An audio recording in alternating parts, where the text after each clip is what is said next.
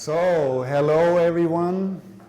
For those of you who don't know me, my name is IGK Bookhagen and I'm here in the Department of Earth and Environmental Sciences doing geological remote sensing and climate research. What I'm going to do today is I'm going to talk about the climate and weather of South America. And the reason why I chose this title is that I'm going to talk about different timescales. The weather is a shorter timescale and climate is a longer timescale. And I'm making the point that this presentation is meant to be for non-meteorologists. So some of the meteorological systems that I will explain are definitely simplified. There may be some other points, some other times when I'm able to go into some more detail of the meteorological processes. So what you see here is a field photo of the Puna, and you can appreciate the snow-covered volcanoes at this point. This was a few days after a rainstorm that propagated all the way into the dry Puna region that is usually vegetationless. You can tell the barren landscape is an indicator that we have very little vegetation in this region. A quick roadmap of what I would like to cover today. I will be talking about the climate of South America and especially the South American monsoon system. I will then show two impacts of the climate on the environment, and specifically I'm looking at changes in the Amazon discharge driven by climatic processes, and we are looking at glacial retreat in the Bolivian Andes, in the Calcaya ice cap that is the largest tropical ice cap. Then I will talk a little bit about how northwestern Argentina is influenced by the climatic pattern of South America. And this is something I would do in the next week, the linkages between climate and erosion. So we start out very simple by looking at the large-scale features, the topographic, meteorological, and rainfall features of South America. So what we see here is a simplified image of the moisture patterns, and I'm going to explain those in more detail. I'm pointing out that we have the intertropical convergence zone, the ITZZ, that is near the equator always, almost in most locations around the world. And the ITZZ draws moisture from the Atlantic along that path in a westward direction, and then the moisture gets diverted by the Andes mountain chain. So this is where the moisture transport turns southwards, and this is what you then call the low-level jet when this moisture transport is active. What I'm also showing here is the internally drained part of the Altiplano and Puna. These are the regions that some of you will investigate in the fieldwork in March, and this is also the region that we partly will visit during the field trip in early March. This is a rainfall map that we generated from TRIM, satellite-derived rainfall data, the Tropical Rainfall Measurement Mission.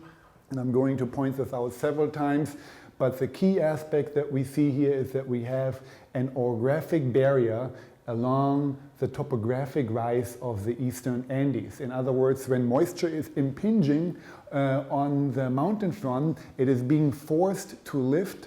It cools and therefore loses the ability to store moisture, which then triggers convective events, and you end up having a lot of very focused, high, intense rainfall exceeding 4 meters per year. So we are talking about very wet parts of the landscape. So let's look a little more in detail at the South American monsoon, because this is really the key to understand the climate and also climate variability in that region. So this is again the topography.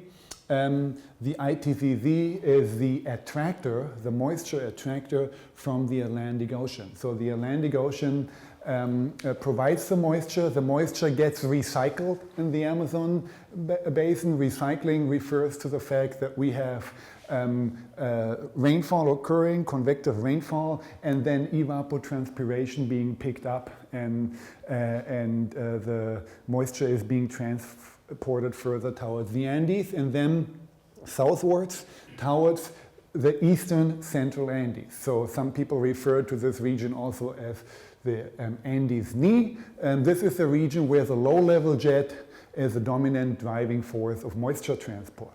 In the eastern central Andes, the low-level jet splits up. The low-level jet splits up into a southern arm, and into a southern part that is transporting moisture towards Buenos Aires.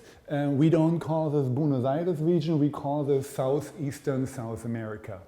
This is the one direction of the low-level jet, the extension of the low-level jet. At other times, the low-level jet gets diverted further northwards and goes into the region of southeastern Brasilia. And the controlling factor where the low-level jet goes, this is often controlled by the South Atlantic convergence zone. So this is another convergence zone that attracts moisture and is able to control or tell us where the low-level jet is located at. I should point out that this is a really important region where the low-level jet splits up, because this is an extremely unstable part of the atmosphere. And this is a region where we have the largest mesoscale convective systems on Earth. So when we talk about big thunderstorms, and I'm talking about really, really big thunderstorms, this entire region is known to have some of the most intense and largest thunderstorms on Earth. And that is mostly due to the fact that the atmosphere is stable there, unstable, partly because the low-level jet is splitting up, also partly because the South Atlantic convergence zones adds turbulence to this region. The South Atlantic convergence zone separates the South American dipole, and the South American dipole is the most, or the key feature of the South American monsoon system. A dipole means that you have, when something is low, then it is high on the other side. So the South Atlantic convergence zone separates the dipole, and this can also be demonstrated by looking at a classic study looking at outgoing long-wave radiation anomalies. And this is the location of the SACs, of the South Atlantic convergence zone, and that separates a region where we have negative anomalies and versus positive anomalies. What that means is that if we look at rainfall in southeastern South America, and this is rainfall in southeastern Brazil, so these are two locations, basically these two regions, then if it rains up north, it does not rain in the south. If it rains in the south, it does not rain up north. So this is what the dipole characteristics is like. And that dipole is one of the key features of the South American monsoon system. Okay, so this should have served as a short meteorological introduction. We go in detail and pick out some aspects of this along the road here, but I would like now to talk a little more about rainfall. I'm doing this by showing satellite-derived rainfall values. This is an averaged mean daily rainfall map showing the large-scale patterns with a generally wet Brazilian Amazon region. This is where the moisture gets attracted and transported towards the Andes. Then we have the orographic rainfall, and the southern part of the country tends to be a little drier. But if we look at it more closely, and we look at it using a higher spatial resolution data set, this is a spatial resolution of roughly 25 by 25 kilometers. This is often, well, this is a standard product, I should say, and this is what often the older climate models produced as an output. So, roughly half a degree or 0.25 degree spatial resolution. This is a different data set that we processed from the raw orbital-derived satellite data that had a 5 by 5 kilometer spatial resolution. And while the general pattern is the same between these two data, only the high spatial resolution data set really shows the orographic rainfall barrier. What do I mean by orographic rainfall barrier?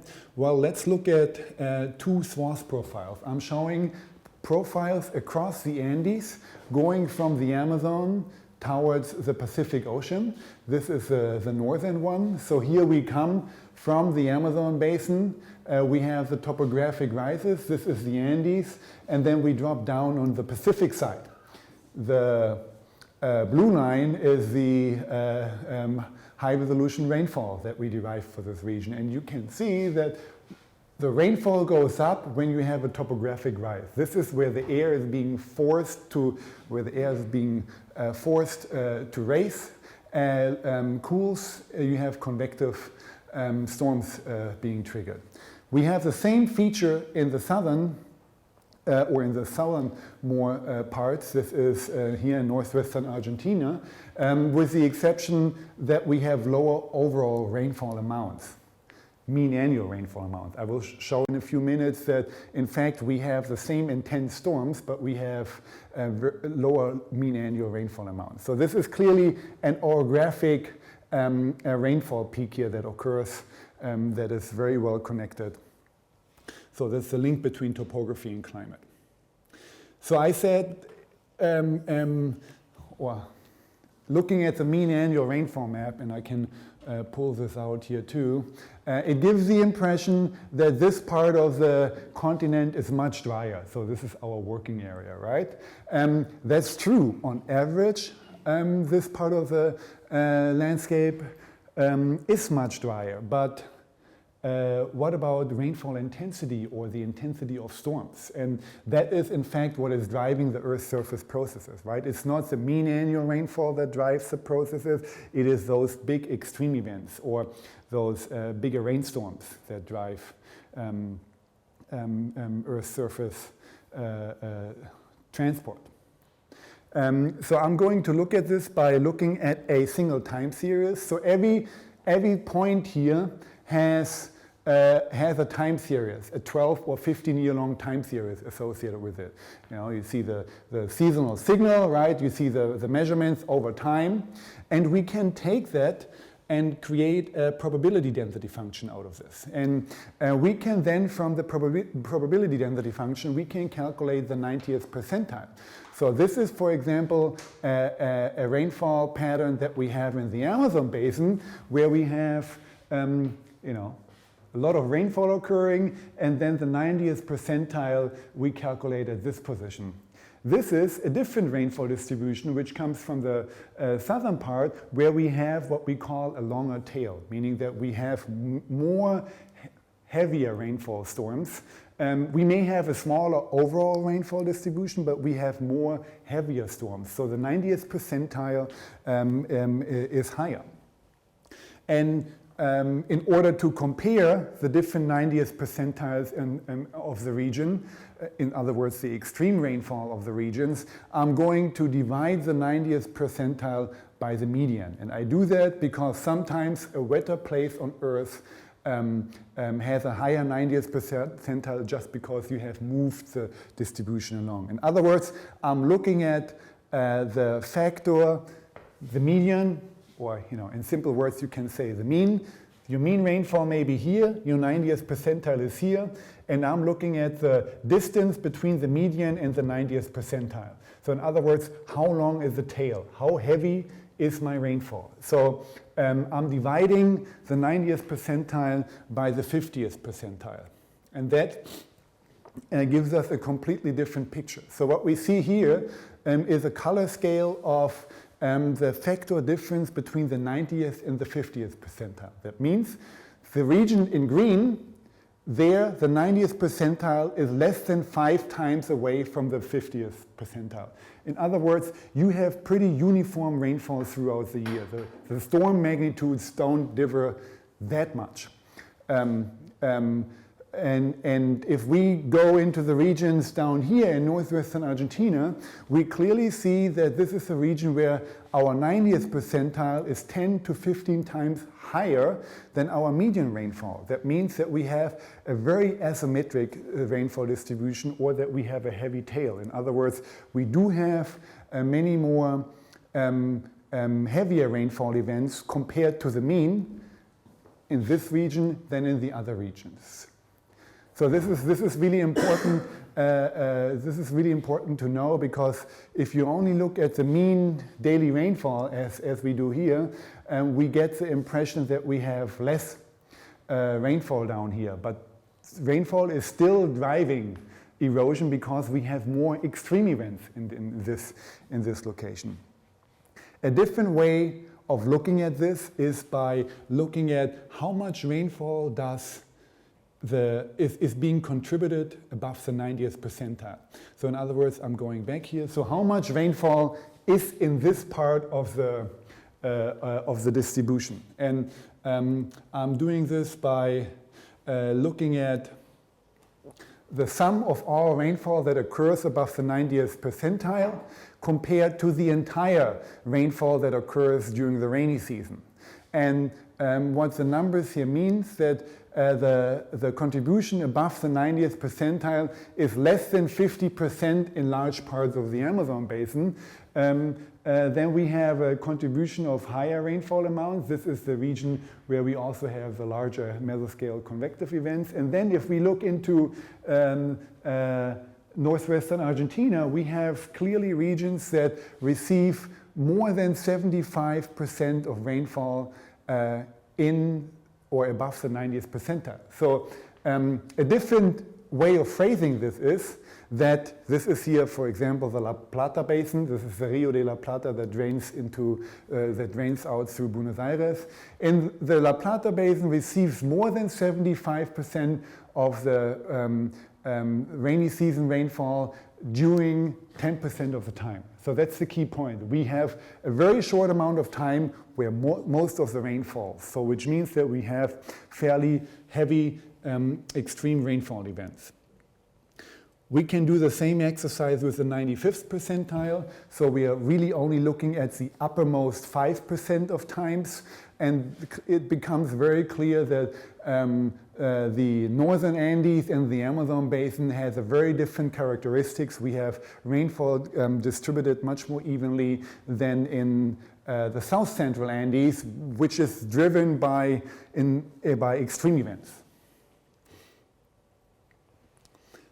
Okay, I would now like to focus on smaller geographic regions, and I'm going to talk about how climatic patterns are influencing the environment. And I'm going to first talk about changes in the Amazon discharge and how they are related to ENSO, to the El Nino Southern Oscillation, to the El Nino circulation system. I'm not going into details how ENSO works, but I'm certain that all of you have heard there is a major ENSO being currently developed that will influence certain parts of the world, including the west coast of the United States and likely in the springtime also parts of Argentina. But I will show a few figures, and I make the point that we don't need to worry about the field trip too much.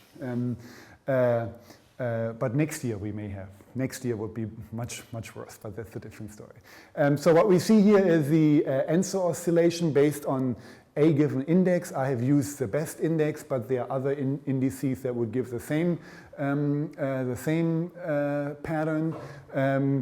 This is a positive number is in El Nino, negative numbers are La Nina. You also talk about positive ENSO and negative ENSO. La Nina and El Nino are just the names that are being used in the media more often.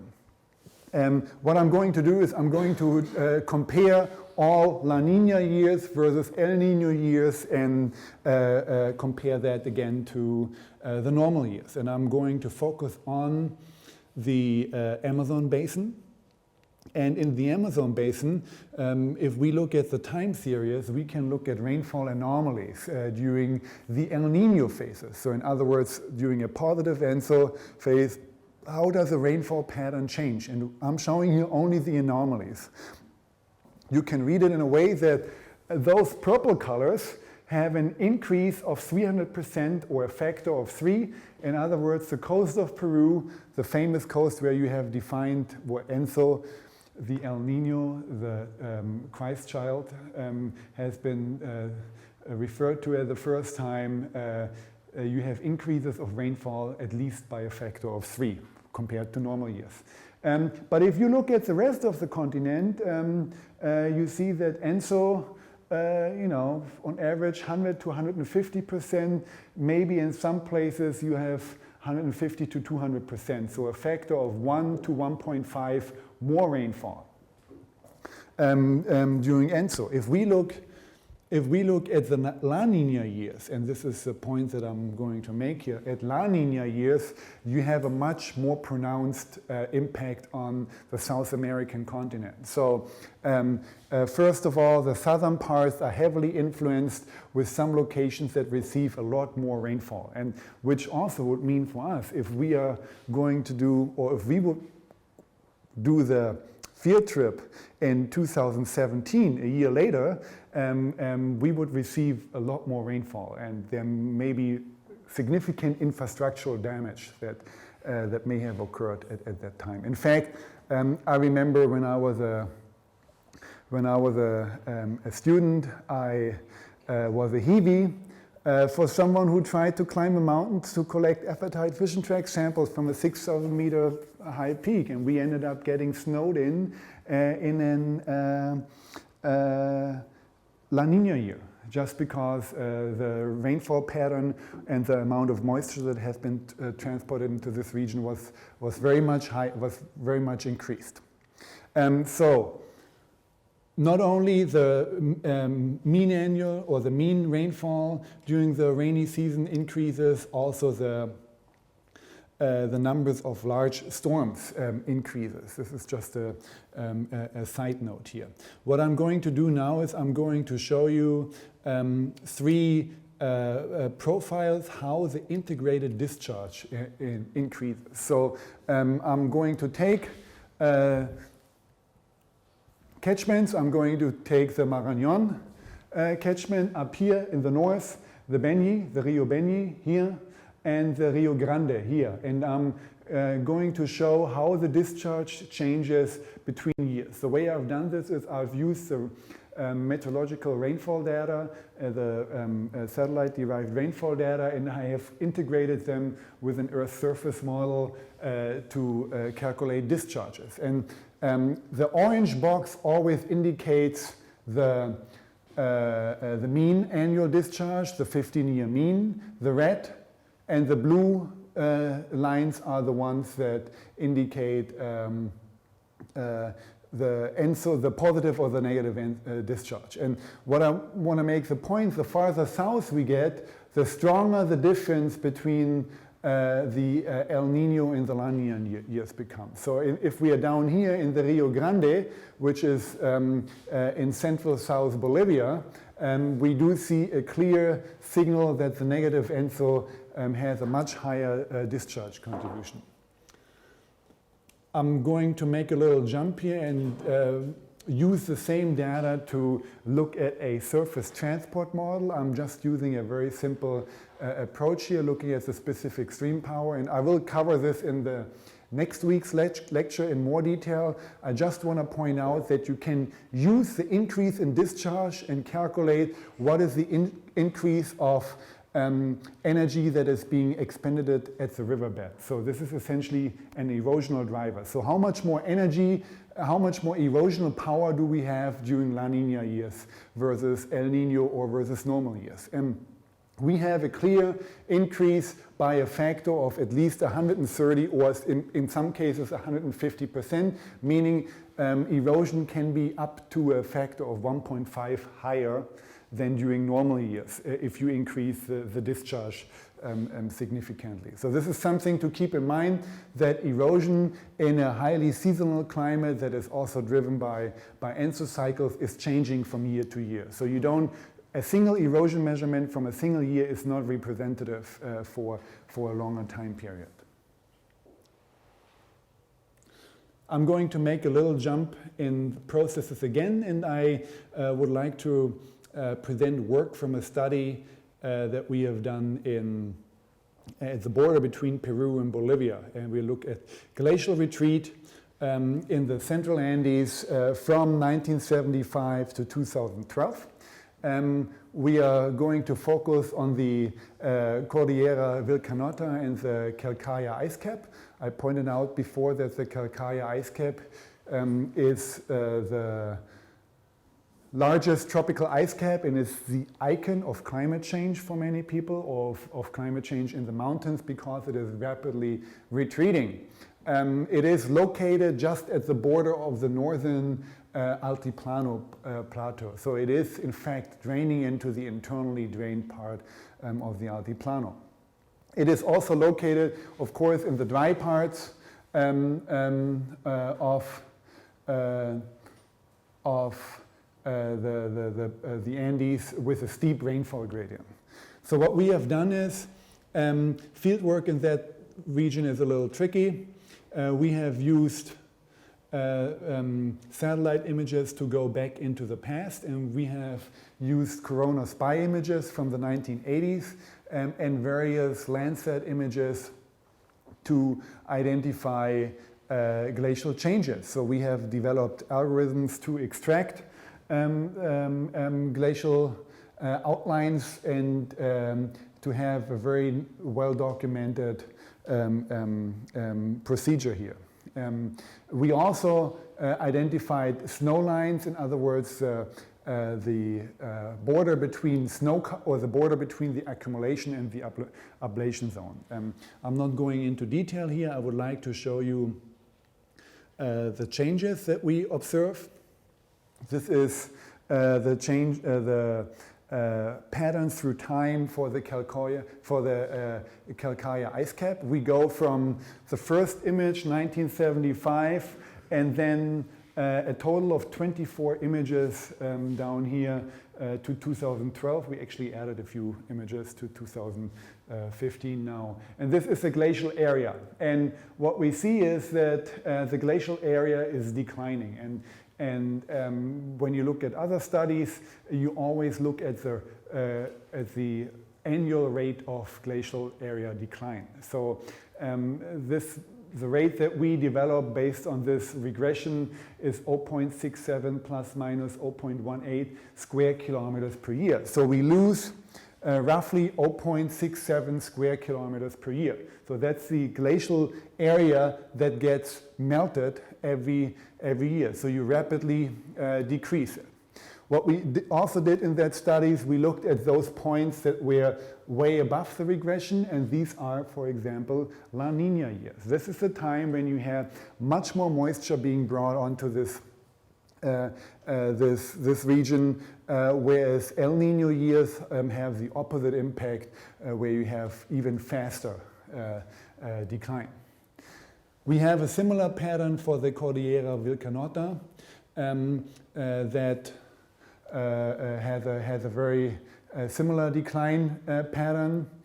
This is in fact declining a little faster than before. And if we compare the first image to the last image, we have a glacial decline of 40%. And this is mostly related to temperature increases that we observe here. What these data allow us to do, they also allow us to look at changes through time. So, we have a total of, for this particular study, 19 scenes. For the Calcarea ice cap, we have 24 scenes. We can now say, well, let's compare the first 10 years to the last 10 years, and let's see if we have had an acceleration in the decline.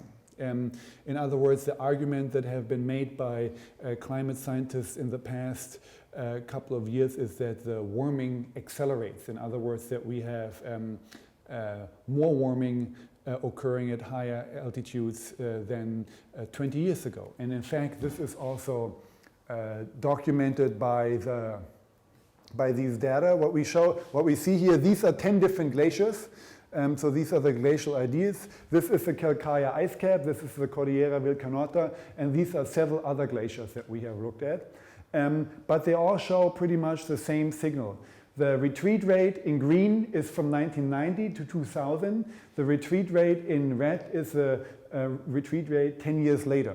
And so the retreat rate has increased in all instances, which means that the glacier is retreating even faster in the last 10 years than in the previous 10 years. That is somewhat worrisome. That is a very small glacier. And I point out why. So what we then ended up doing is we ended up looking at the heights of those glaciers, and the glaciers that are sufficiently high, they don't retreat as fast. And the glaciers that extend over a larger elevation range, they retreat really fast. But of course, the large ones, Calcarea ice cap, Cordillera Vilcanota, they're very large. They extend to lower elevations where you have significant melting occurring.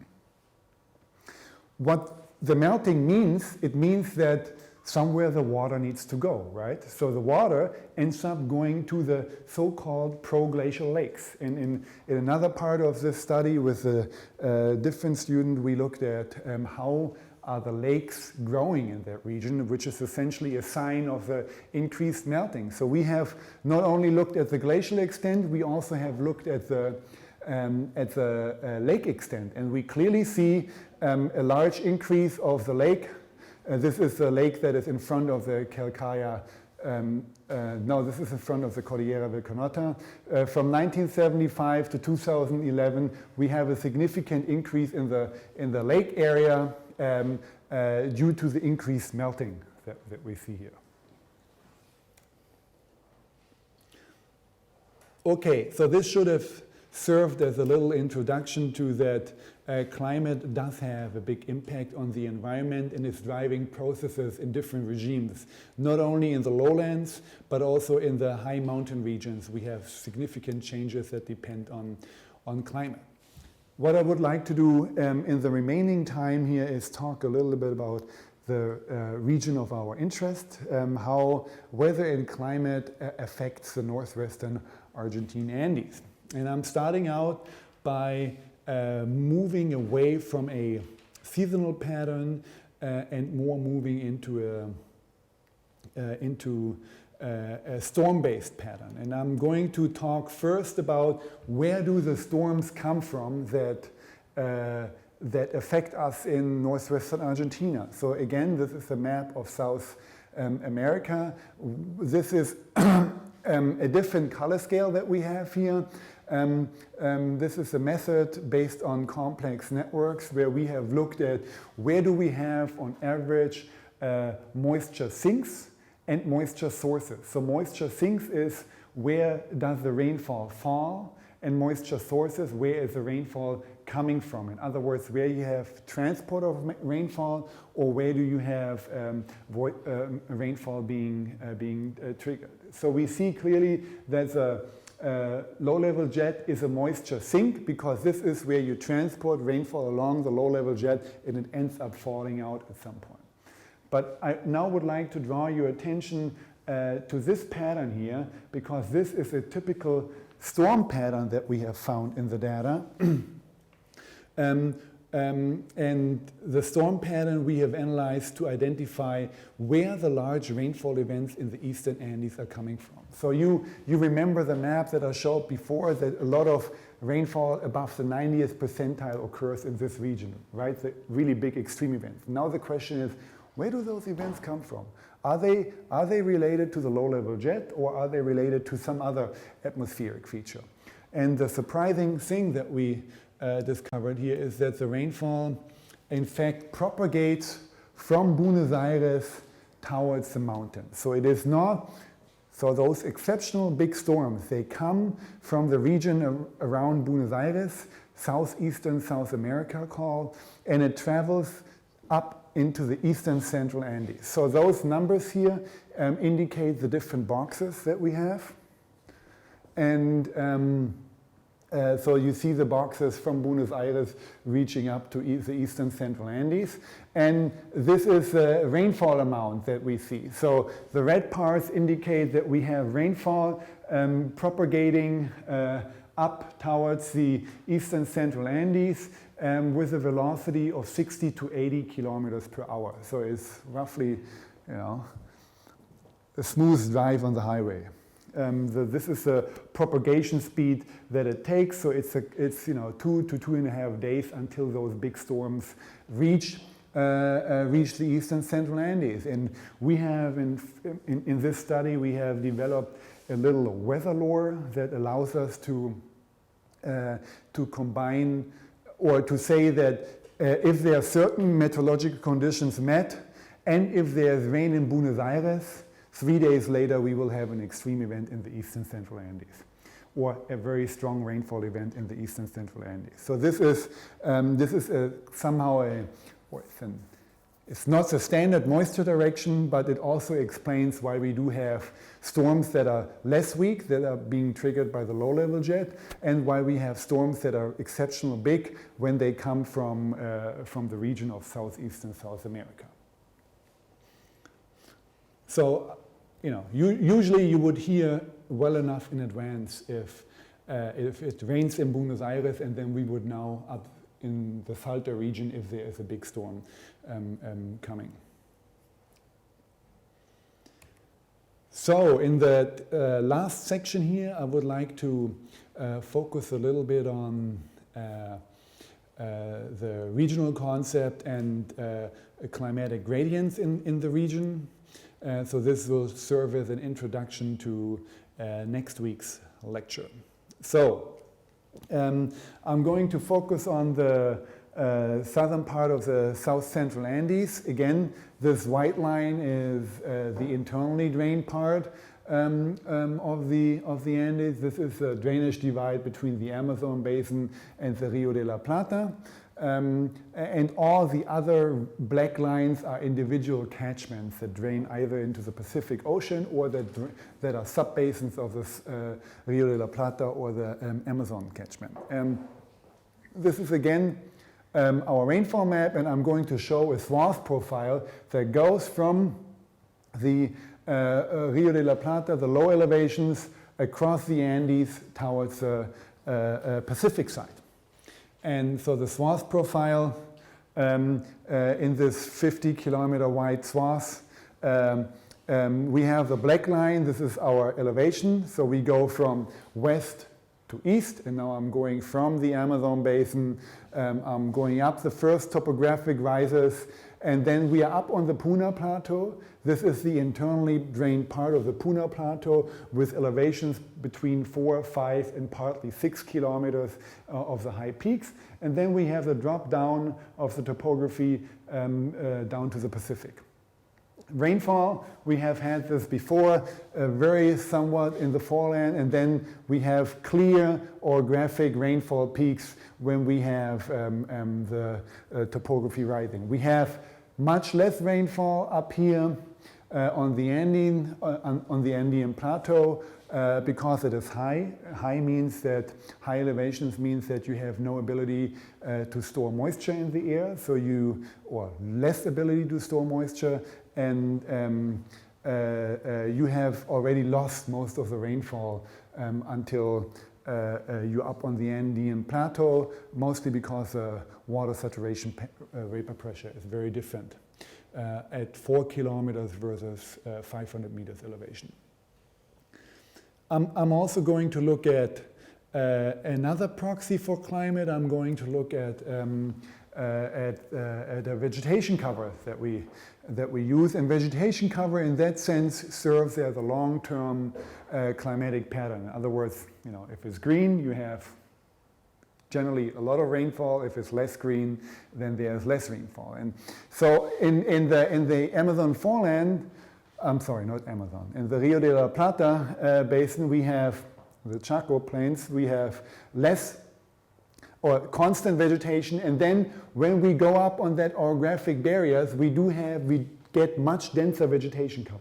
This is partly the jungles, partly the jungle regions in this part. And then once we cross that internally drained plateau, it drops down, but it doesn't go to zero. So we still have a vegetation cover in the eastern Puna Plateau. And we can also appreciate that on the photos. This was the title slide that I've had with from the central Puna, so this is very, very arid. If we look into the eastern Puna, we still do have some vegetation on the ground, but we don't have higher vegetation growing on the Puna anymore, just because the moisture support wouldn't be there.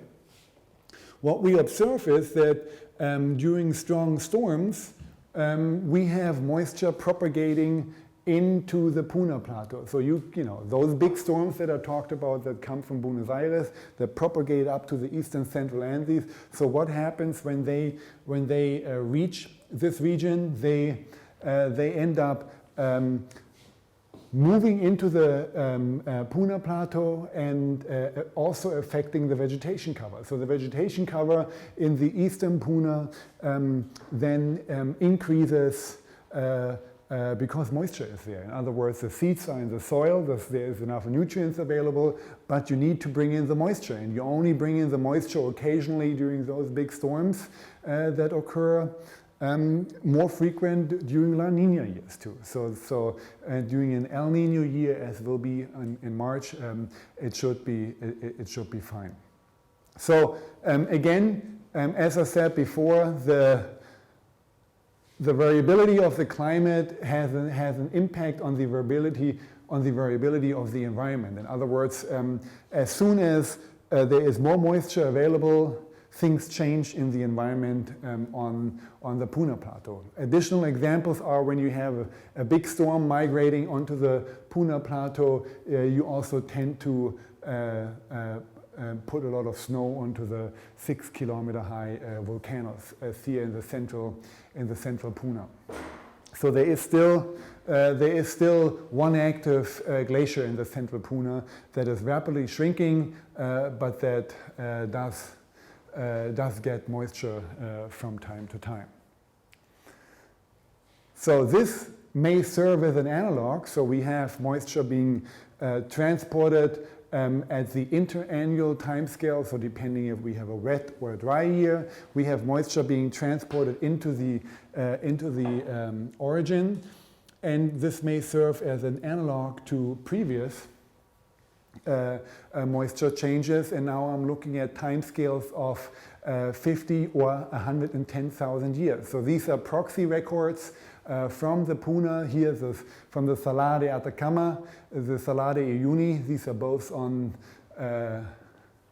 both here and here, and we see that in the wet phases, in phases when we have stronger insolation at 15 degrees south, we also tend to bring more moisture continuously onto or into the southern Puna. In other words, that analogs that occurs at annual timescales where you have had a big storm that comes in, changes on longer timescales that we have on 20,000 and around 20,000 years we have had the Tauca wet phase where you had more or less continuous moisture support onto the Puna Plateau that then, for example, created lakes. So at that time in the past, we have had lakes, big lakes on the Puna Plateau and also on the Altiplano. So the names